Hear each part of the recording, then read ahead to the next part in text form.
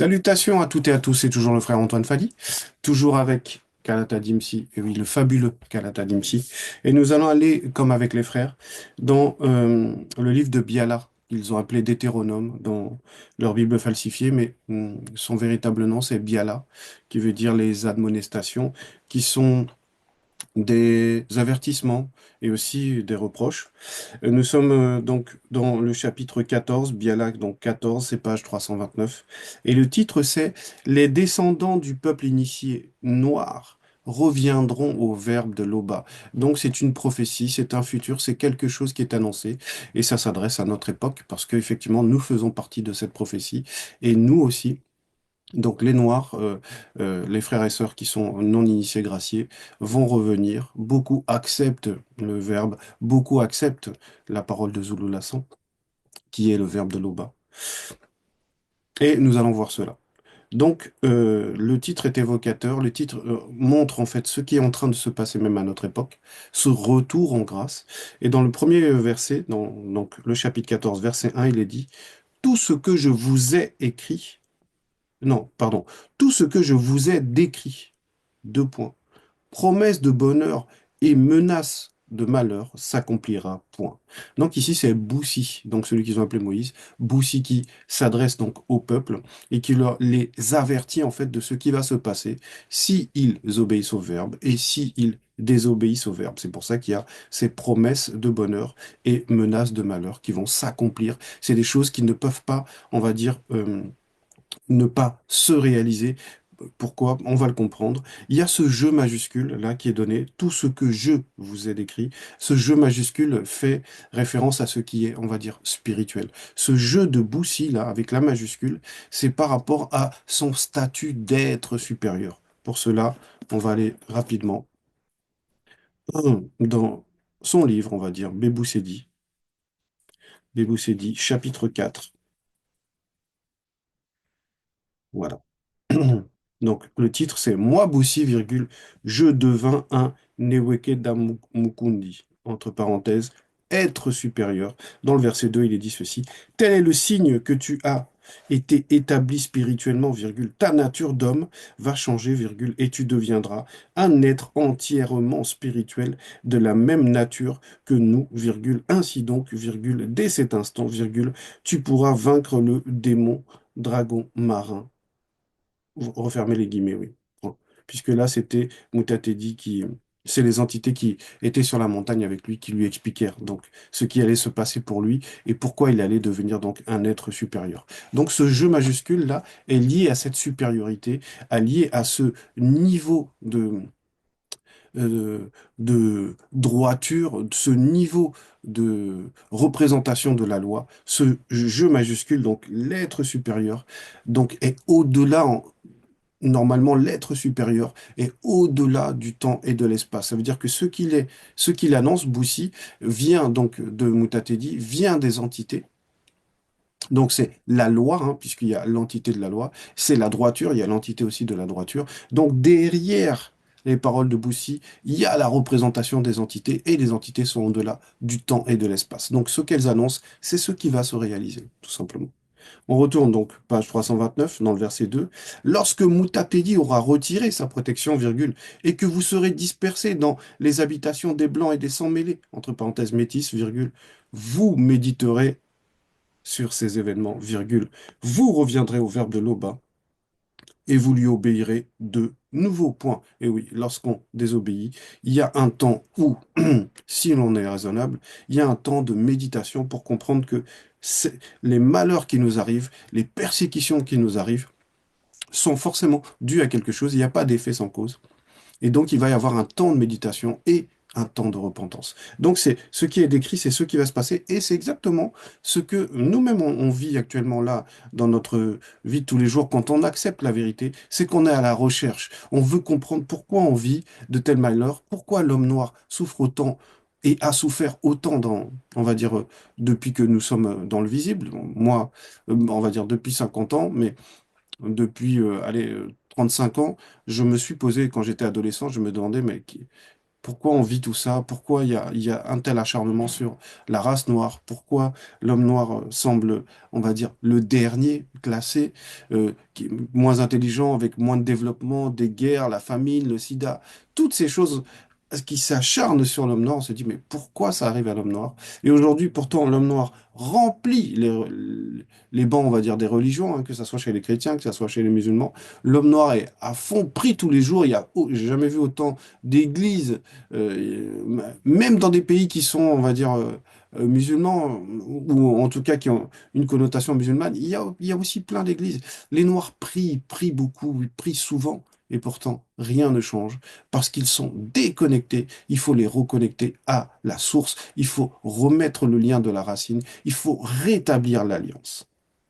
Donc, c'est de ça euh, euh, dont on est en train de parler là, dans ce chapitre 14, parce que dans le verset 3 il est dit, vous et vos descendants, virgule, vous vous conformerez ainsi de tout votre cœur, entre parenthèses, la conscience du cœur, et de toute votre âme au commandement que je vous communique aujourd'hui. Et oui.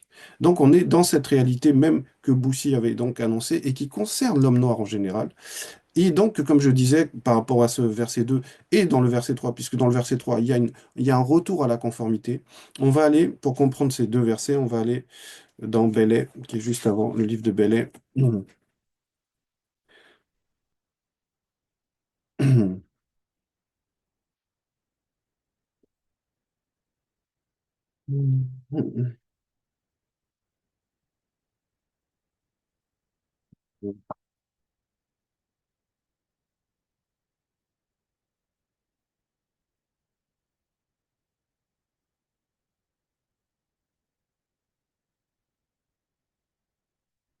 Excusez-moi. Voilà. On est dans Belais 20, c'est page 305, c'est donc avant même les autres livres, c'est-à-dire notre livre de Biala. Euh, Il est dit, donc le titre c'est Le Verbe de l'Oba ne rompra point son alliance. Verset 1 donc, du chapitre 20. Mais ces survivants finiront par reconnaître que et leurs ancêtres ont péché en commettant des fautes graves envers le Verbe de Tété et en s'opposant à sa loi. Point virgule. Ils comprendront que Mundima Beko, qui s'est dit, se soit opposé à eux et qu'il les ait laissés être conduits en exil dans le pays de leurs ennemis. Et c'est ce qui s'est passé effectivement lors de l'esclavage. C'est ce qui se passe même là beaucoup. Les Noirs dont sont en exil par rapport à Ouassé. Verset 2, ils s'humilieront de leur infidélité et accepteront le châtiment de leur faute. Point. Verset 3, alors le verbe de tété ne rompra point son alliance conclue avec leurs ancêtres, avec le A majuscule, et oui, Tindi, Yololo et Sango. Donc là, on voit que effectivement, il y a une prise de conscience par rapport à la droiture, par rapport à la loi, par rapport à l'obéissance et par rapport à l'alliance, par rapport à cette notion de fidélité qui est spirituelle. On retourne donc page 329.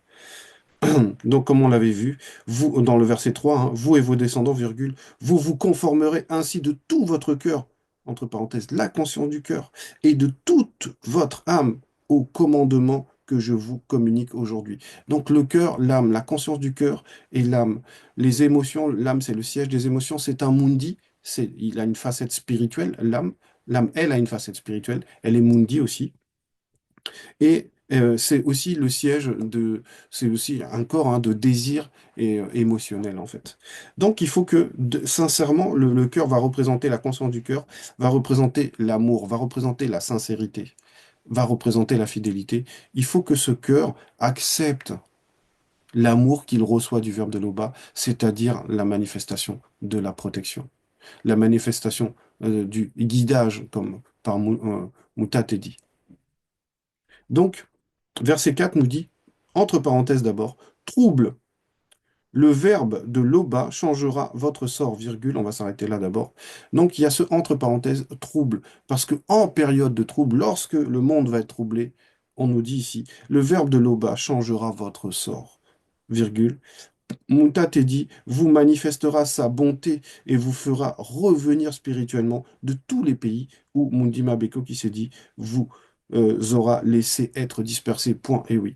Comment on fait revenir spirituellement de tous les pays? Ça veut dire, ben, par exemple, la bergerie, la Kisabe 832, c'est exactement, c'est le très bon exemple puisque nous sommes dans différents pays, mais nous revenons tous à la source, nous revenons tous par cette connexion aux paroles du Mouledi, au verbe, aux lois, aux préceptes, aux ordonnances. C'est en ça, en fait. C'est pas forcément qu'il y a un déplacement physique, mais il y a un déplacement dans la conscience, il y a une transcendance de la conscience. Il y a un lien qui nous unit. C'est cette alliance. Parce que derrière, il y a les entités. Donc, en période de trouble, en période où l'homme noir va souffrir, l'homme noir se pose des questions lorsqu'il va voir comment le monde est, lui, on va le mettre sous une protection, on va le raccorder à la source, on va le garder comme dans un bouclier complet qui nous englobe entièrement, qui représente le Verbe. Verset 5. Même si vous êtes alors en exil, aux extrémités de la terre, virgule, le Verbe de l'Oba ira vous récupérer et Moutatedi vous rassemblera pour vous ramener dans la bergerie de vos ancêtres avec le A majuscule. Et oui, et c'est ce qu'on vit actuellement. Et on le voit, il y a des gens qui sont même seuls sur une île ou qui sont mais vraiment dans des endroits où on pense même pas que les gens puissent avoir accès au Verbe et les gens, ils ont pourtant accès au Verbe. Donc c'est vraiment ce qu'on a lu dans Bel et Vain. Hein, où quand on dit que le Verbe ne rompra pas son alliance, ça veut dire que le Verbe manifeste une fidélité, on va dire, incroyable. C'est ce qu'on appelle le retour en grâce. La suite, ouais. Vous en prendrez possession et il vous sera accordé d'y être nombreux. Point. Verset 6. Le Verbe de l'Oba purifiera votre cœur, entre parenthèses, la conscience du cœur et celui de vos descendants, virgule, pour que vous aimiez l'Oba de tout votre cœur, virgule, de toute votre âme et de tout votre esprit, afin que vous puissiez vivre, point. C'est ce qu'on appelle la sanctification. Et la sanctification concerne nos trois êtres et leur conscience. Donc c'est l'être entier, c'est la totalité, c'est le 100%. C'est pas 99,9, c'est 100% qu'on on doit, en fait, on doit être dans la sanctification à 100%. On doit être sanctifié et restauré à 100%. Et c'est ça, c'est la présence même, c'est la raison de la présence même du Verbe. Le Verbe est là pour notre sanctification. Verset 7. Tous les malheurs que je avec toujours majuscule, je vous ai décrits, virgule, Mundima Beko qui s'est dit, les infligera à vos ennemis et à ceux qui vous poursuivent de leur haine, virgule, tandis que vous, virgule, vous obéirez au Verbe de l'Oba en accomplissant tout ce que je vous ordonne de sa part aujourd'hui. Point. Et oui, donc les rôles vont être inversés. Ceux qui voudront faire du mal aux initiés, aux non-initiés graciés, qui sont réellement dans la fidélité, qui acceptent de marcher entièrement dans la sanctification, c'est eux qui vont vivre le châtiment, c'est eux qui vont vivre les difficultés, alors que la protection sera accordée à ceux qui sont connus, ces descendants du peuple noir initié qui reviendront au Verbe de l'Oba, comme il est dit dans le titre. Verset 8, Moutatedi vous accordera le succès dans tout ce que vous entreprendrez, selon le Verbe, point. Eh oui, Moutatedi vous accordera le succès dans tout ce que vous entreprendrez, selon le Verbe, point. Comme le Mouledi nous le dit souvent, mais pourquoi vous avez peur? N'ayez pas peur. Les circonstances, il y a derrière, il y a des forces, mais le Verbe est plus puissant que ces circonstances. À nous de nous soumettre et de faire confiance au Verbe.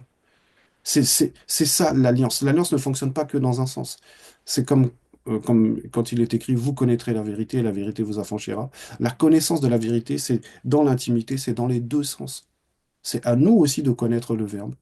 Et on le connaît comment? Par l'expérience qu'on partage avec lui, par la confiance qu'on lui manifeste, justement lors des tribulations. C'est là qu'on voit si on a réellement la foi.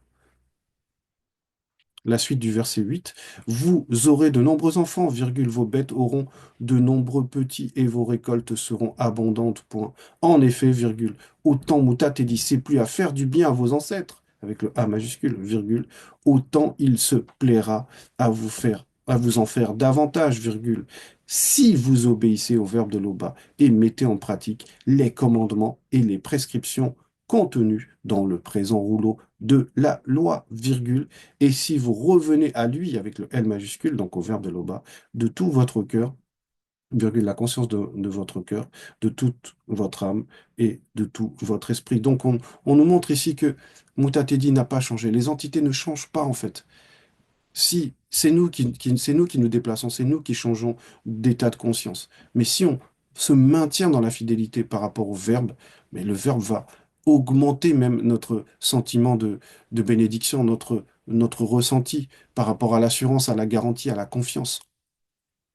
Parce que les entités sont là pour notre bonté, en fait. Tout ce que le verbe manifeste, c'est pour le bien de la créature, tout simplement.